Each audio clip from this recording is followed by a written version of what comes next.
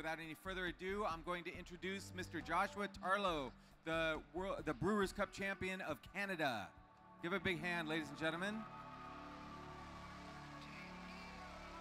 Are you ready, Joshua? I'm all set. All right. And then I will just let you get started. So whenever I... Yep. Okay. All set? All right, time.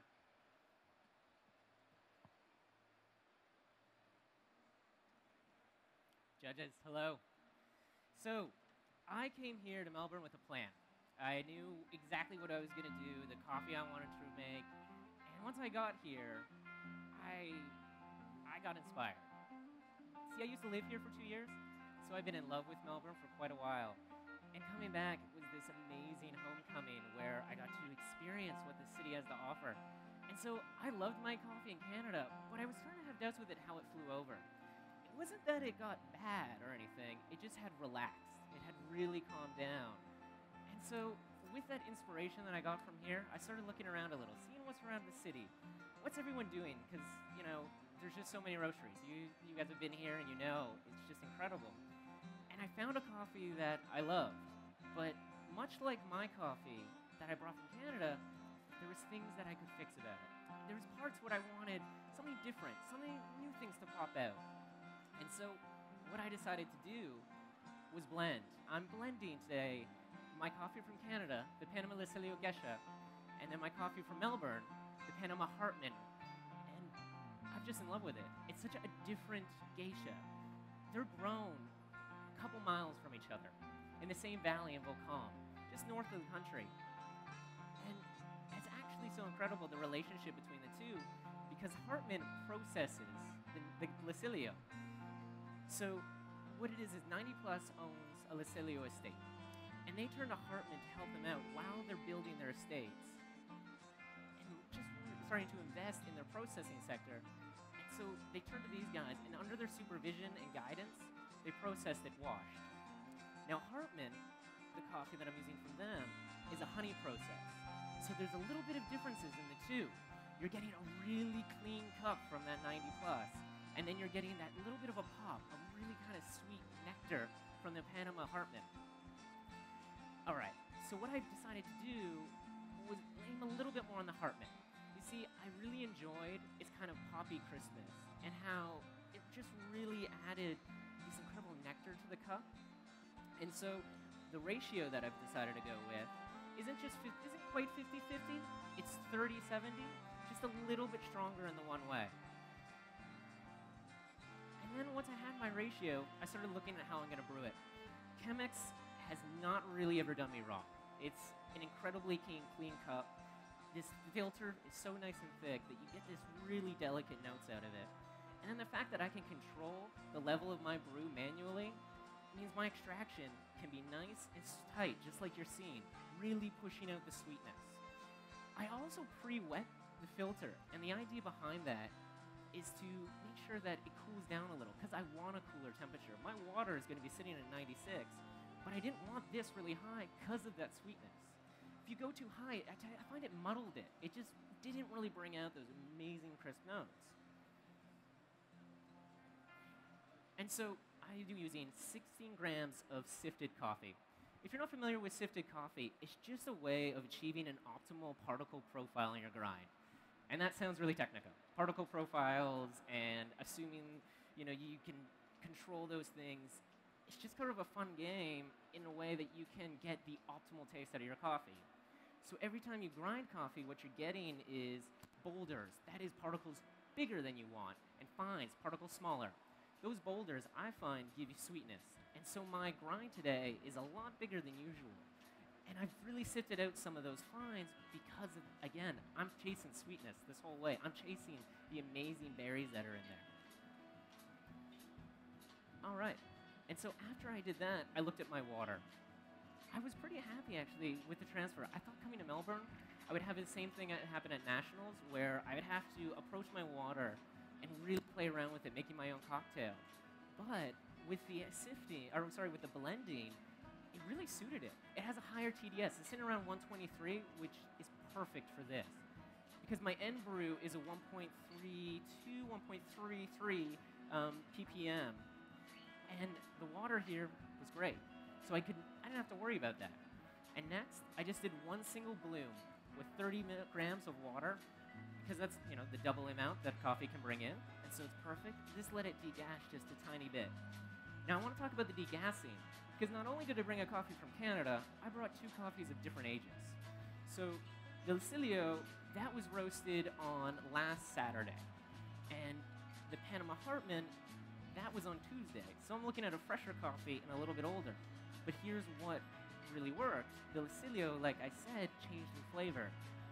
And what happened, it peaked negatively. In a couple days in, it just wasn't what I was looking for. I was looking for something more complex, something a little bit more delicate. And that's what happened if I waited it out. And so using these few days means I could pre-grind my Lucilio and let it degas a little bit, and it helped it along.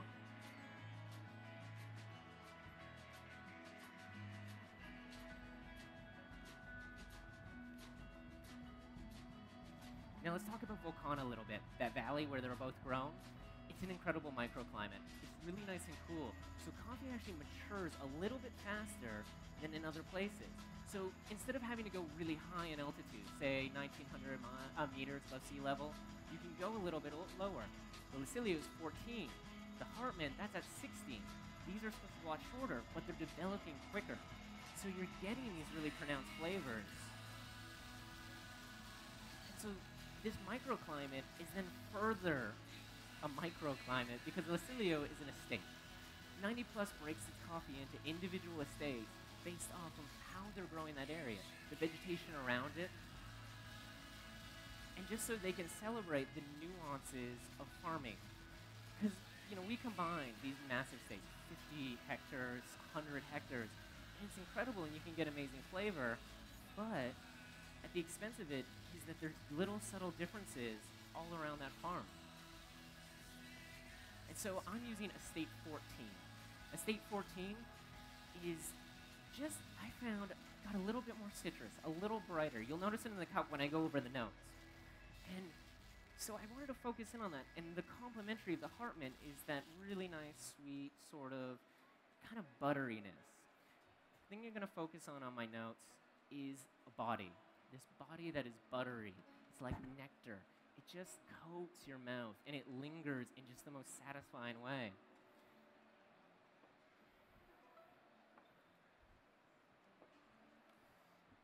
And so these are just finishing up, and I'm going to pour them in the cups, and I want you to start smelling right away. Just swish them around, and really start getting in there.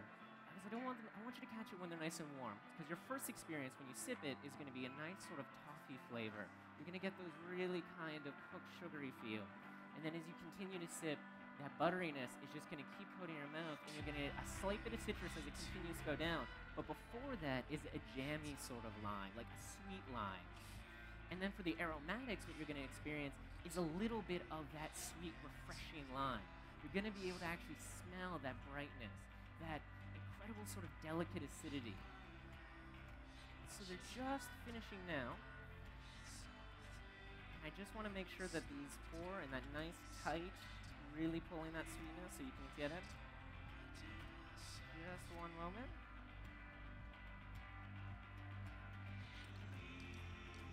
Beautiful.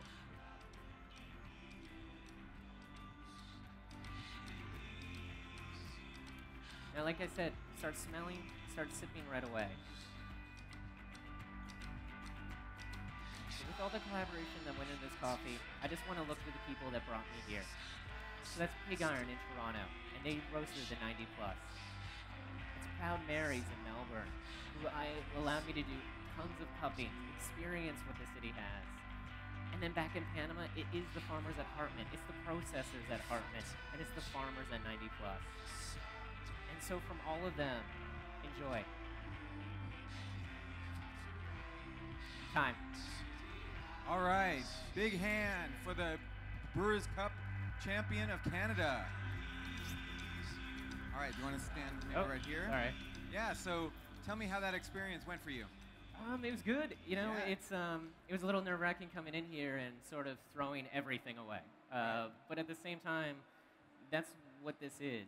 We sort of get really stuck in these ideas of how things should be and how they are. And so it's sort of nice to get that all thrown away and try to experience something differently and experience the scene. Yeah. I was so excited to find out that I was coming to Melbourne, and just the coffee that they have here and the people they have here, that it really wasn't stressful. It was more just talking about what I've been doing for the last few days. Yeah, you didn't seem stressed out at all. You seemed very in control of the situation, and that's really cool to see. I'm sure that makes the experience of the coffee. So tell me about these coffees themselves. Yeah. They're just a couple miles away from each other. They were grown. Yeah, Amazing, yeah. right? The two estates.